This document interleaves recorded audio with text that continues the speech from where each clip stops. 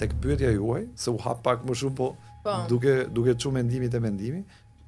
Pra, e gjithë struktura e ndryshme nga njëra palë te tjetra, po flasim për dy partitë kryesore se ndoshta do kemi hapësirë edhe për të vegjëlit, ose për të tjerët. Rama ka një gjë të mirë në organizimin politik të zgjedhjeve, që i vë gjithë në forcë për të marrë maksimumin e mundshëm të fuqisë elektorale. Këtë gjë e ka që prej zgjedhjeve të kaluara, të paktën që ka 2021, kur i vuri drejtuesit politik në limitet e votës ku merrte mandate Partia Socialiste sipas referencave që kishin nga sondazhet. Po, edhe këtë herë me emrat e vjetër, po themit, konsoliduar në listë hapur që jo i ka thënë doni që t'jeni, futu, grumbullo vota, puno për partinë, maksimalizohet vota. Dhe kjo është një gjë e mirë nga pikpamja e organizimit dhe shportës madhe në interes të partisë. Në fund fare Rama ka qëllim të jetë ai kryeministri. Ta tjerët punojnë për atë. Pra, ai është mbretëresha e bletëve, le të themi, nëse do bënim këtë metaforën. Po një tjetër taktik për shembull disa kurse te Berisha, nëse do bëjmë dhe krahasimin. Jo, të mbetemi edhe pak këtu. Për shembull, janë ndërhequr kryebashkiakët që po Tërmet Peliçi edhe Agron Malaj. Besoj që edhe kryetari i Bashkisë Beratit, Ervin Demo. Po, janë 4 kryebashkiak që do të jenë pjesë e listave. Po kjo me kryebashkiakët, domethënë pse është zgjedhur kjo? Loja. Po sepse ata e para kanë fuqi vepruese në bashkitë ku kanë, për shkak se kanë interesa. Dhe kur ke interesa, ti shpërndan interesa, krijon mundësi lobimesh. Pra ke fuqi që të ndikosh në mënyrë elektorale. Po flitet shumë kohët e fundit që Erion Veliaj sa ndikim ka apo sa humbje ka, sepse po do i mungoj si kontribut Tiranës. Po siç po vepron Rama, nëse ka interes që ta mbrojë Veliajn dhe që mendojnë se prokuroria po i bie në qafë Veliajn, le ta fusi në listë kandidat për Tiranën dhe i jep dhe një mandat përballë prokurorisë për ta mbrojtur politikisht. Po Rama e ka lëshuar Veliajn, se po të ishte do ta bënte. Pra mund ta fusin në listë siç po fut këta të tjerët. Pra, nëse Rama thotë ne na duhen prova për Veliajn dhe jo një gjah për Mexhelis që përdoret mediatikisht e kështu, atëherë le të bëjë të kundërtën dhe të na thotë neve që për mua ky njeriu është i pafajshëm, ta fusi në listat e deputetëve. Meqë si kryetar bashkie ai nuk besoj se do puthi më me çfarë ka bërë.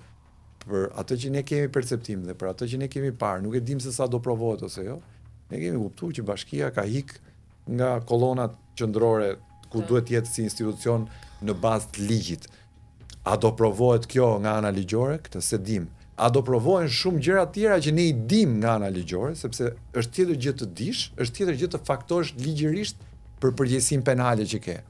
Se ne dim shumë mirë se sa pasuri kanë patur këtu edhe kryebashkiakët, edhe deputetët, edhe shumë njerëz tjerë, por që me letra me marifete i kanë justifikuar dhe s'ke çfarë thua, se në këtë kohë jetojmë, nuk jetojmë në kohën e diktaturës apo me qira fjala që kishin arrestuar dhe Duterte në Republikën e Dutertes, i cili të vriste pa paralajmërim, se ashtu mendonte që ti je fajtor dhe s'kishte nevojë për gjyq. Kështu në këtë sens pse provokoi Rama me faktin që nuk do të ishte në listat personalisht për deputet? Nuk mendoj se provokoi, mendoj se karikoi. Pra kur po fuz veten time në një lloj sfide. Të mos qenit në listë, a ka ndonjë përllogaritje afatgjata, a nënkupton ndonjë plan të tij, domethënë është jo, unë besoj që e bën gjithëm për të thënë, e bën gjithëve për të thënë që unë kur po fuz veten në këtë lloj sfide, pra është si të fuzesh veten në nominim Big Brother, pa pas nevojë. Kur po fuz veten në nominim pa lidhje, pra kur po dal vet në shesh të burrave për ju tjerët as s'ju llogaris fare. Pra është një mbyllje goje për të gjithë pakënaqurit. Pra se do ketë pakënaqur, patjetër. Sidomos kur ke edhe lek, kur ke edhe pushtet, kur mendon se duhet të jesh dhe i llastuar, natyrisht do kesh pakënaqësi. Edhe në PS janë majmur aq shumë të gjithë, sa që të gjithë do jenë pakënaqur.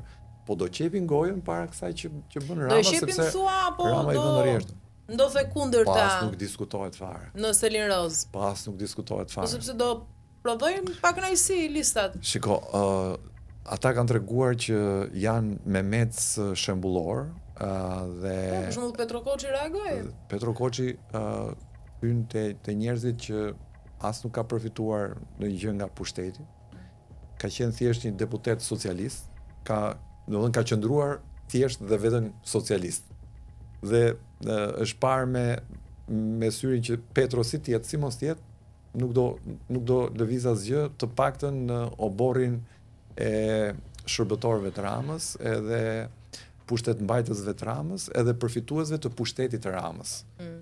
Si ishte Petro, si ishte, PS-ja s'humbi asgjë. Me aq kokra socialistët sa kanë mbetur në PS, po thuaj se PS-ja është komplet një parti tjetër politike, që mund ta quash PS, PSH, PR, LP, KS, vendosi çfarë emri.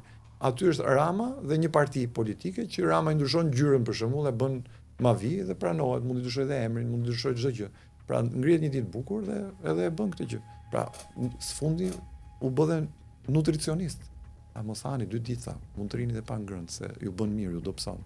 Pra Rama është diplomat, Rama është ekonomist, Rama është edhe nutricionist, Rama është gjithçka në PS. Dhe ata e dhullojnë për atë që ai është. Në fund fare, kanë dhe drejtë se 12 vjet i kanë mbajtur në pushtet. Nëse i jep dhe një katëshe mandati tjetër, çfarë i thonë atati? Pse fitove zgjedhjet? Jo. S'ke fituesi nuk gjykohet, e kupton?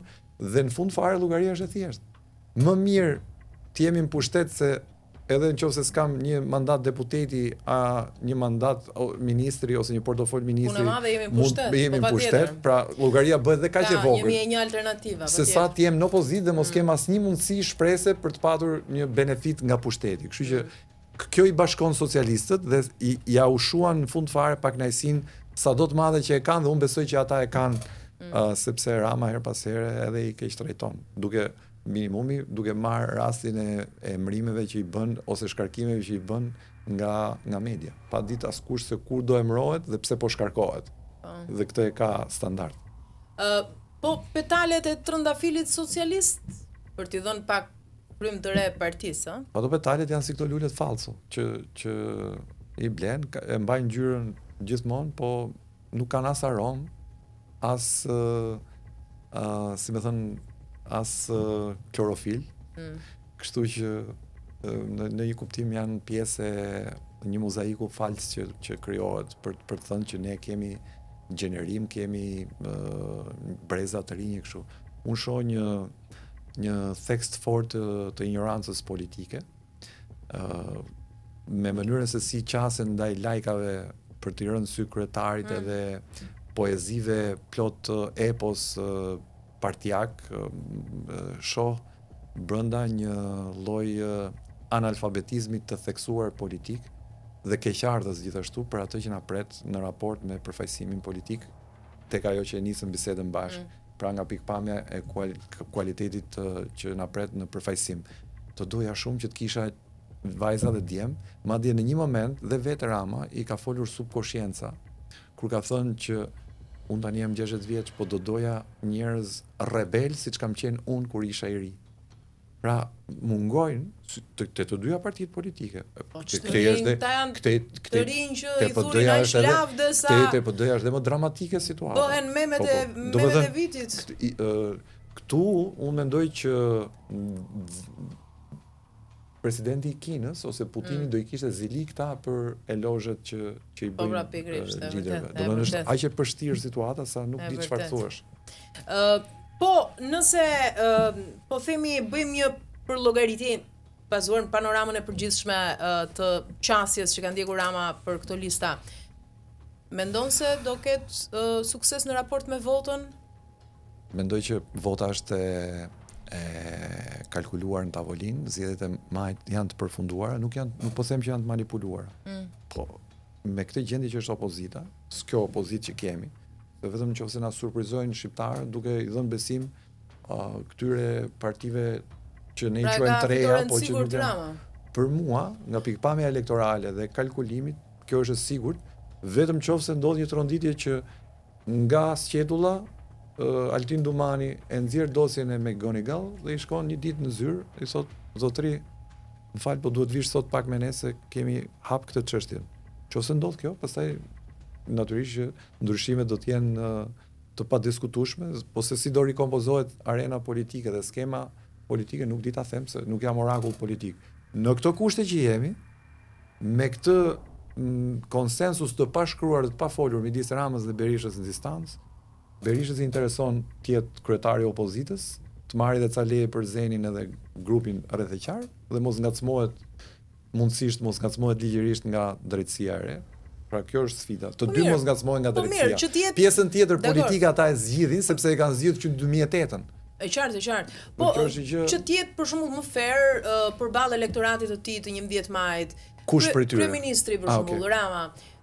Pse nuk e ka spastruar listën, po themi, nga element që tashmë gjatë dihen që janë hetim nga SPAK. Se ti kërkove për pjesën që nuk dihet. Po këtë fusim tha Enver Hoxha, Beqir Ballukun ato muti, po përdor shprehjen e famshme Beqir. Aty tani është bër aq kala. Po të paktën elementët që janë aq shumë se na lejohet në një metaforë edhe jashtë kontekstit, pse kur e thua në vendin e dur nuk humbet etikën. Pra në një sens un po të isha Rama, do bëja pastrim, po këtë pastroj përpara se tani i ngel bosh vendi se stresëzimi një raport delikat me drejtësinë për shembull. Degenerimit korruptiv është aq i madh sa që nuk ka nga të kthehet, e kupton? Sepse është bërë kjo punë tani, do të thënë nga ta kthesh. Drejtoresha e korporatës investimeve shqiptare vetëm jep leje ajo. Po iku ato sheja, po ikën ato sheja, na iku dhe ato sheja. Do na ikë dhe Pallati Kulturës. Këtu tani interesat janë pleksur aq shumë me politikën dhe me qeverisjen sa këtë heqi. Prandaj na duhet drejtësia që të hetojë këto dhe të paktën të hetojnë këto thagmat e mëdha.